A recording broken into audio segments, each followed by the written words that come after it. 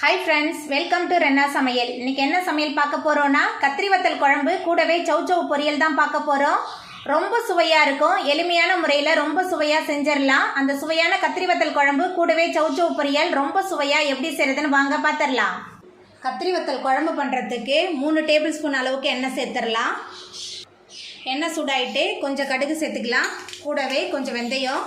கடுகு வெந்தயம் நல்லா பொரிய ஆரம்பிச்சிருச்சு. 15 சின்ன வெங்காயம் பொடியாக நறுக்கி வச்சுருக்கேன். சின்ன வெங்காயம் சேர்த்துக்கலாம்.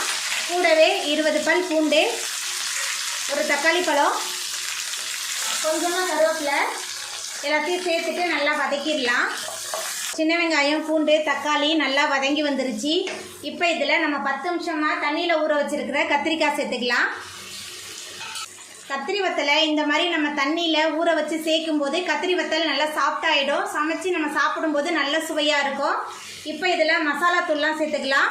குழம்பு மிளகாய் தூள் 3 டேபிள் ஸ்பூன் எடுத்திருக்கேன். மஞ்சத்தூள் 1 ஸ்பூன், குழம்புக்கு தேவையான அளவுக்கு உப்பு எல்லாத்தையும் சேர்த்துட்டு நல்லா கலந்து விட்டுடலாம். மசாலா தூள் கத்திரி வத்தல் எல்லாத்தையும் சேர்த்துட்டு நல்லா கலந்து விட்டாச்சு. இப்போ இதில் சின்ன லெமன் சைஸ் புளியை தண்ணியில் ஊற வச்சு கரைச்சி வச்சுருக்கேன். புளி தண்ணி சேர்த்துக்கலாம். கூடவே குழம்புக்கு தேவையான அளவுக்கு தண்ணி எல்லாத்தையும் சேர்த்துட்டு நல்லா கலந்து விட்டுடலாம். தண்ணி சேர்த்துட்டு நல்லா கலந்து விட்டாச்சு. புளியோட பச்சை வாசனை போகிற அளவுக்கு குழம்பு நல்லா கொதிச்சு வரட்டும். புளியோட பச்சை வாசனை போகிற அளவுக்கு குழம்பு நல்லா கொதிச்சு எண்ணெயெல்லாம் சைடில் பிரிஞ்சு வர ஆரம்பிச்சிருச்சு. இப்போ இதில் நம்ம அரைச்சி வச்சுருக்கிற தேங்காய் விழுது சேர்த்துடலாம். தேங்காய் விழுது சேர்த்துட்டு நல்லா கலந்து விட்டுடலாம். தேங்காய் சேர்த்துட்டு கலந்து விட்டாச்சு. தேங்காய்லாம் சேர்த்துட்டு ரொம்ப நேரம் கொதிக்க வைக்க வேண்டாம். ஒரு கொதி வந்தால் போதும். நல்லா கொதிச்சு வரட்டும். தேங்காய் சேர்த்த பிறகு கத்திரி வத்த குழம்பு நல்லா கொதிக்க ஆரம்பிச்சிருச்சு. அங்கங்கே எண்ணெயும் பிரிஞ்சு வர ஆரம்பிச்சிருச்சு. சூடான சாயத்தோட கொஞ்சமாக நெய் இல்லைன்னா நல்லெண்ணெய் விட்டு சாப்பிட்றதுக்கு ரொம்ப சூப்பராக இருக்கும். இப்போ நம்ம அடுப்பு ஆஃப் பண்ணிடலாம். சௌசௌ பொரியல் பண்ணுறதுக்கு 2 ஸ்பூன் அளவுக்கு எண்ணெய் சேர்த்துக்கிறேன். எண்ணெய் சூடாகி வரட்டும். எண்ணெய் சூடாகிட்டு இதில் கடுகு சேர்த்துக்கலாம். கொஞ்சம் கடலைப்பருப்பு, 3 பச்சை மிளகாய், கடுகு கடலைப்பருப்பு பச்சை மிளகாய் 3 நல்லா பொரிய ஆரம்பிச்சிருச்சு. கொஞ்சமாக கருவேப்பிலை சேர்த்துக்கலாம். கூடவே 5 சின்ன வெங்காயம் பொடியாக நறுக்கி வச்சுருக்கேன். சின்ன வெங்காயம் சேர்த்துடலாம். சேர்த்துட்டு நல்லா வதக்கிடலாம். சின்ன வெங்காயம் நல்லா வதங்கி வந்துருச்சு. பச்சை மிளகாய்க்கு பதிலாக காஞ்ச மிளகாய் கூட போட்டு தாளிச்சிக்கலாம். எல்லாமே சௌசௌ பொரியலுக்கு நல்ல சுவையை கொடுக்கும். இப்போ இதில் நம்ம பொடியாக நறுக்கி வச்சுருக்கிற மீடியம் சைஸில் 2 சௌசௌ சேர்த்துக்கலாம். சௌசௌ சேர்த்துட்டு நல்லா கலந்து விட்டுடலாம்.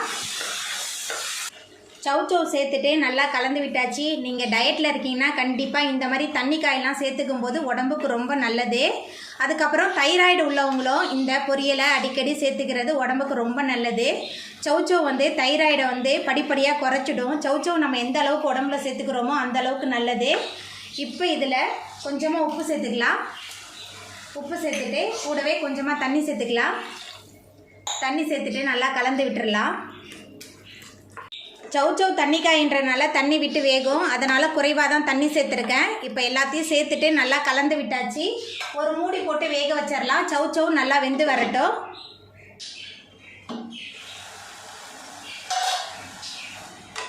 சௌசௌ நல்லா வதங்கி வெந்து வந்துருச்சு.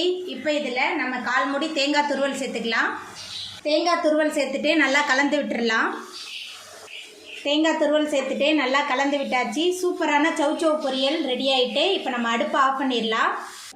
அவ்வளோதாங்க, ரொம்ப சுவையான கத்திரி வத்தல் குழம்பு கூடவே சௌசௌ பொரியல் சூப்பராக ரெடி ஆகிட்டு. எளிமையான முறையில் ரொம்ப சுவையாக செய்யக்கூடிய கத்திரி வத்தல் குழம்பு சௌசௌ பொரியலை நீங்களும் உங்கள் வீட்டில் செஞ்சு பாருங்கள். இந்த வீடியோ உங்களுக்கு பிடிச்சிருந்தா லைக் பண்ணுங்கள், ஷேர் பண்ணுங்கள், கமெண்ட் பண்ணுங்கள், சப்ஸ்கிரைப் பண்ணுங்கள்.